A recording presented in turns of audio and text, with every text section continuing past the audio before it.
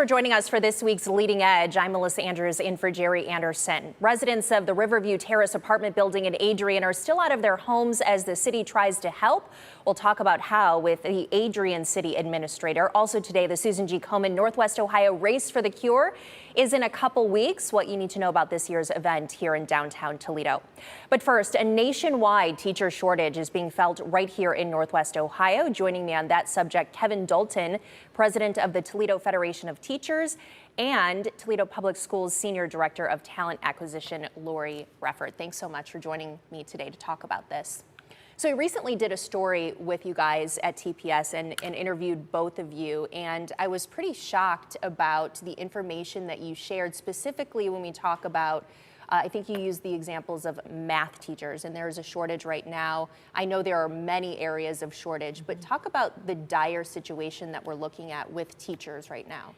So as you said, it's a national crisis right now. Is the number of teachers going into education as a profession has dramatically decreased, and it's starting to be affecting our local school districts, especially our district. But we're not the one and only. It's all across the country. We're having a difficult time filling some of our high school positions like math and high school science. Middle school positions also are a little hard to fill because they are dual subject usually, grades 4 to 9, math and science, ELA and social studies type of thing. But it's starting to trickle down and have an effect across the state. And I think you used the example that you may be familiar with social studies, but it doesn't necessarily mean that can translate into going and teaching in a math class. Right, so I think the example I used is while I still hold my teaching license, 7 to 12 English, there's no way I could teach math. You wouldn't want me teaching math. So while I know how to teach or teach in a classroom, it's not a subject that I'd be familiar with. So, the crisis becomes, how do we teach our students and how are they going to get the fundamentals, to be successful in college or a career later if we don't have people in the classroom, teaching them subject matter. The Bureau of Labor Statistics actually released a statistic, 567,000 fewer teachers than before the pandemic. I know, Kevin, you talked to us about some teachers before the school year just feeling burned out, resigning over the summer. Sure. What were they telling you were some of the reasons behind that? They just felt an overwhelming sense of lack of support, whether it was from the administration, from the parents, from the community, and this political narrative that's out there, very divisive, and it's just weighing on them every day. So a lot of people walked away from the profession just not feeling supported and looking for a different avenue. I saw a lot of that during the pandemic. I think some parents wanted teachers to speak up and say, we want to teach in the classroom. Teachers didn't feel that they could speak up, or maybe they had a health issue or were taking care of a loved one. Do you think that the pandemic exacerbated that issue? I don't remember it being such a point of discussion before the pandemic.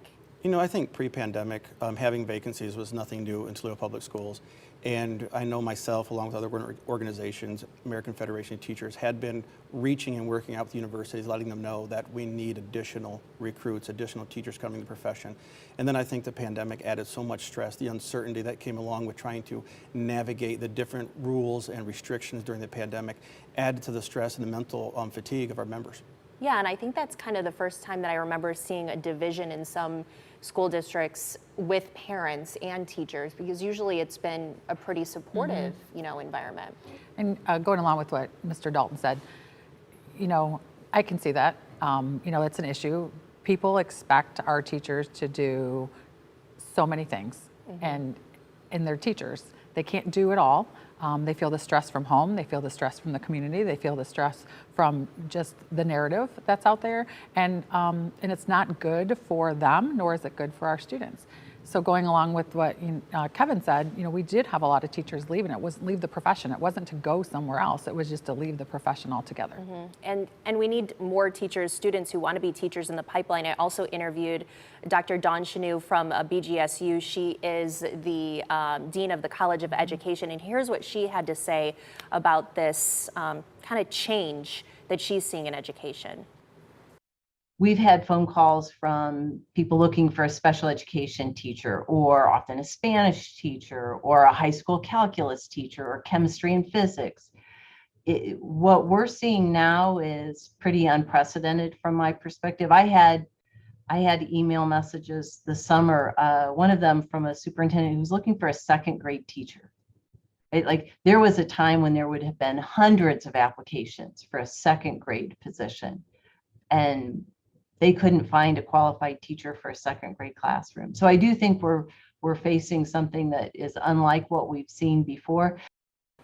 So you guys are experiencing this as well? Correct. Absolutely. Second grade teachers, why is this? Does it continue to be? Let's talk about teacher pay, because I know that's one of the things.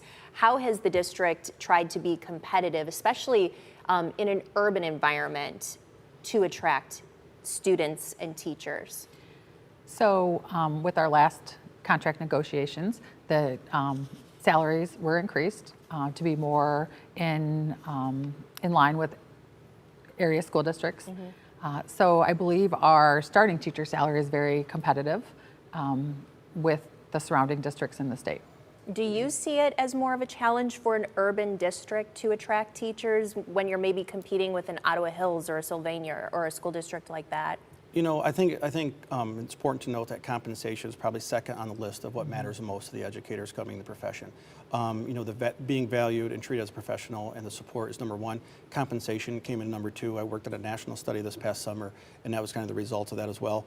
When we compete with our surrounding districts, it's, you know, there's pressures on either way. I mean, there's pressures in Toledo Public Schools. They may not be the same pressures that someone in Ottawa Hills or Maumee or Sylvania feels, but there's pressures across the board on all educators. So then how do you guys work with the community, with parents and stakeholders to get that number one thing on the list fixed, which is the treatment of the teachers? I mean, there's certain things that you guys can do inside the building, but I'm sure you would say it's a much bigger conversation, maybe even on the state or national level. So how do you fix that problem?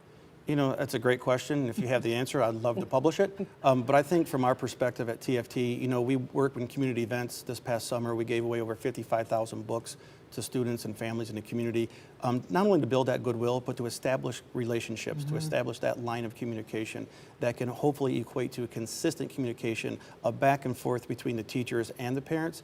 And I think we've been somewhat blessed in our region. There's not been a lot of divisiveness between our parents and our staffs. I think overall they know that our teachers are working 100% every day, and so we appreciate that as well. Also want to talk about, and I'm going to run another portion of my interview with Dr. Chanu from BGSU, just about getting student teachers in the pipeline. Not only that, but kind of changing the ways that we are bringing people into that pipeline. So take a listen to what she said here. There aren't enough of them in that pipeline. So we have been working to develop an alternative route to licensure for people who might be career changers. Let's say there's a dynamic reporter who decides she doesn't want to be a reporter anymore and she wants to go in to be a teacher. Well, it's unlikely that you're going to come back to school and do a 4-year degree program that requires you quit your full-time job. And so there are alternative pathways for people who might like to enter the profession through a different route. And I think we're going to have to continue to be creative about that and maintain the quality. I thought what she said was interesting because in life, I think we all have times where we maybe want to try something different, but we've also been asking people to step up, to be substitute teachers, to join education. So are you guys in agreement with some of those ideas? Totally in agreement about the alternative pathways to licensure through universities. Going back to what Kevin said, you know, it's building those relationships. And it's having those relationships with the universities and being able to talk to them about what the district needs and what the pipeline needs, you know, and getting different people into education. My first degree is in landscape architecture. You know, I always wanted to be a teacher. I went back and got my degree in English, but that was a long time ago, right after college. So it's not like some of our teachers that are starting now are coming from different backgrounds. Already had a you know, degree, say in social work, and decided they wanted to come back and teach. You know, those are the type of students that they're talking about, like going into the alternative pathways and getting those into education. They already have experience with kids or with you just in the community. But having that experience and knowing they want to work with kids is what we're looking for too. And Kevin, one of the things that I noticed she said right at the very end was making sure that the quality doesn't suffer. So how do we do that when many districts are asking even substitute teachers to maybe just get a temporary license? You don't have to necessarily have a college degree. Is that best for children, and how do we keep the quality? Quality is important, and I think the request for people to come in and be a substitute teacher on a temporary basis is really a short-term solution. The long-term solutions are working with the universities, whether it's University of Toledo or Bowling Green State University or anybody, but creating that community, that connection, and letting those individuals know exactly what will be expected of the educators when they get to Toledo Public Schools or any school district around us. So many times we find that some of those people are not prepared to be in the classroom right away, and it can be kind of a turnoff to them. So we want to make sure that the universities are open.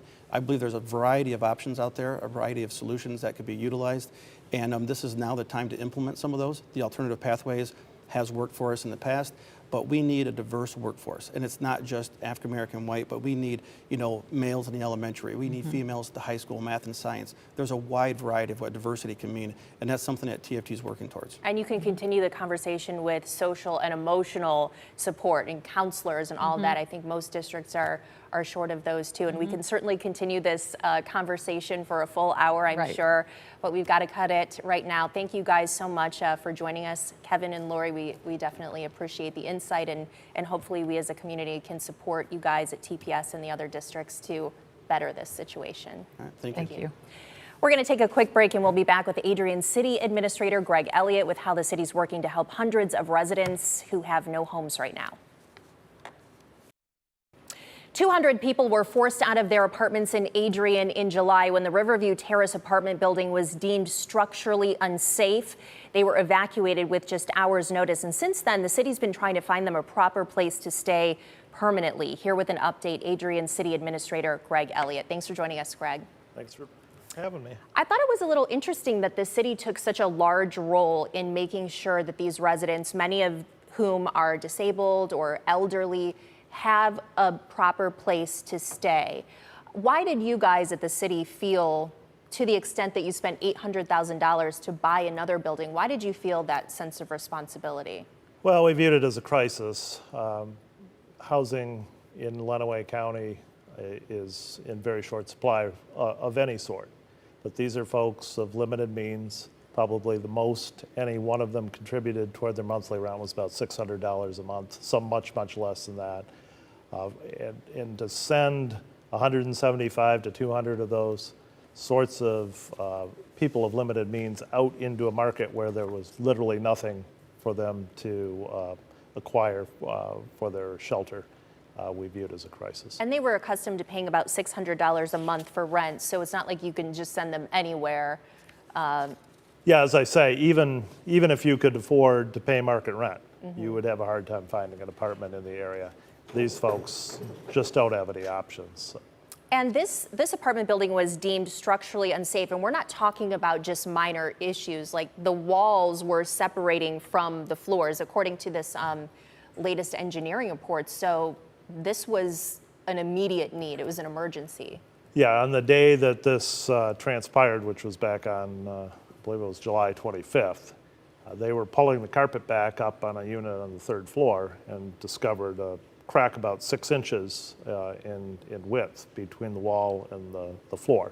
So these are concrete slabs that form the floor of one unit and the ceiling of the other unit below.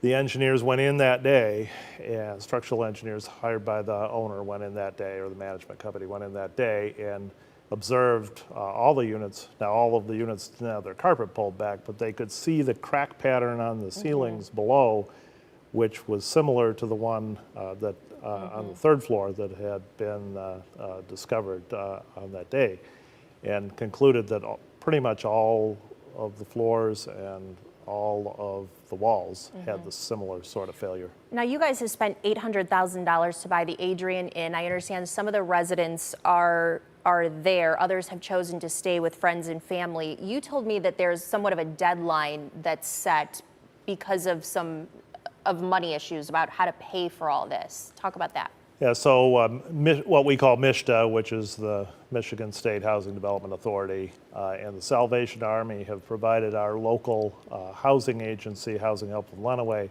with funds sufficient for housing stays, or hotel stays rather, for those who could not find a place on their own. Currently, that's about 83 of the residents who are in that situation.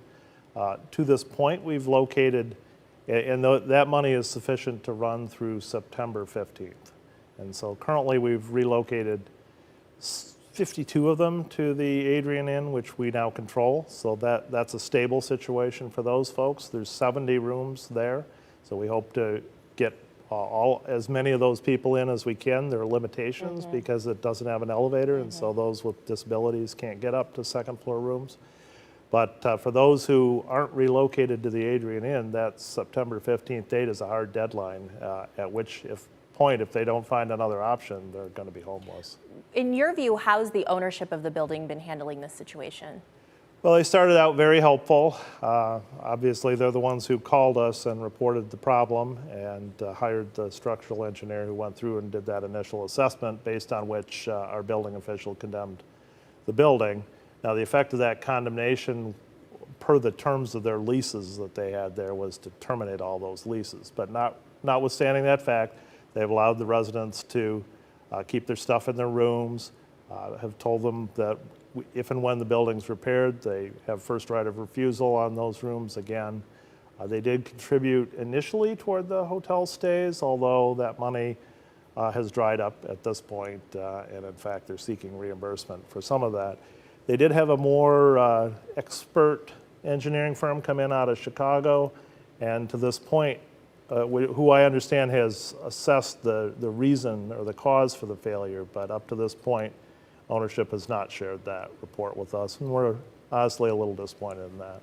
All right, well, we'll be interested to see how this progresses and, of course, what happens to these residents and where they end up. So be sure to keep us updated, Greg. Appreciate you coming on.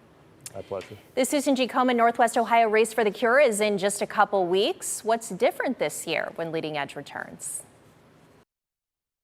The Susan G. Komen Northwest Ohio Race for the Cure is in just a couple weeks, and we will all be back together in downtown Toledo. Executive Director Gretchen Awad is here to talk about this year's race. Thanks for being here. Thank you for having me. Just a couple weeks away. We're so excited. Now, we are going to be all together downtown. Talk about what that's going to look like. We were a few years in Findlay, and I know people loved that event. So tightly knit. Great community. We love that event. We invite all of our Findlay friends to come join us in the Toledo. Toledo has the bigger footprint. Toledo allows more space for sponsors, participants, parking, all of that good stuff. So we invite, it's for Northwest Ohio. It's not a Toledo event, it's Northwest Ohio's event. And I don't know if we can ever talk about the race without talking about how it was just fundamentally changed by COVID. And not only the race, but women getting diagnosed with breast cancer. It had such an impact on this particular topic. Many of the times I talked to you during the pandemic, there was a real concern that women were not getting their mammograms and testing. Have we been able to see maybe a rebound in that? And I know it was really leading to some more advanced breast cancers. Sure, more diagnosis, an uptick in diagnoses for sure, but we are seeing people getting back to their health care, their diagnostic testings, their regular healthcare routines. Hospitals and healthcare organizations that are opening back up, so absolutely. But don't let that die. Don't let that momentum die. We still want everyone to go get their mammograms and follow up with their healthcare providers. But yes, the pandemic did change the way that we see healthcare, the way that Komen has had to respond, even the way we've had to host our events. So it's all changed, but through challenges, good changes happen. And I found a statistic when I was preparing for this, and it said that breast cancer is now the most commonly diagnosed form of cancer, even before lung cancer. And I didn't know when reading that if I should take that as a positive or a negative. Do you look at it as, well, more people are getting diagnosed, so we're catching it, or do you see it as a negative? I think you see it both ways. First of all, it's the most commonly diagnosed form of cancer for women, so we want to clarify that. But it's for both reasons. Early detection saves lives, but early detection means that you're going to find more in younger and younger women, which is what we are finding. Women are more self-aware of their own healthcare needs. They advocate more. All positive things that Komen has been shouting from the rooftops. Yeah, that's true. For 40 years, and here locally 29 years. Yep. So that's a good thing. Also, you'll see more advanced stages in breast cancer diagnoses, especially with communities that have more healthcare challenges and inequities in healthcare. So when we start peeling back all those layers of what it means to be an advocate for women's healthcare, breast healthcare, you're going to find all these surfaces and all these other underlying conditions. I think one thing that I've seen recently, I was at the Women's Summit for the Dana Open the other day, and there was a huge mammography van outside. And so you're coming to women where they are. As we said, in 40 years, breast cancer wasn't talked about. It was very silent back then. And you're in the urban areas bringing that service here. I also want to talk about how quickly the race is such a day of hope. Agnes Carmel, who the race is in memory of this year, just interviewed her husband. Agnes, I remember interviewing her years ago, and it was like Thanksgiving for her. She just loved this. And so talk about the hope for these survivors. Sure. So Agnes was a good friend. She used to go to Toledo and Findlay. Her husband, Mike, is a dear friend of Komen. So when we said we want to celebrate the legacy, the beautiful legacy of Agnes, Mike was all about it. And that's what Race for the Cure is. It's to celebrate those women who lost their battle. Remember that. We're going to have the We Remember tent this year, which is a new addition to Race. But we also want to celebrate those fighters and survivors and even women and men living with metastatic breast cancer that, they have special challenges. So we want to recognize them as well. And that's what Race is about. It's the most inclusive, celebratory, and day of remembrance that we can ever do. And there is the information, September 25th, right here in downtown Toledo. You can register by going to WTOL.com and clicking 11 together. Thanks so much, Gretchen. Thank you, Melissa. We'll be back with the final word right after this. I'd like to thank our guests, Lori Reffert, Kevin Dalton, Dr. Dong Chenu, Greg Elliott, and Gretchen Awad for joining us about these important topics. We'll see you next week right back here for Leading Edge.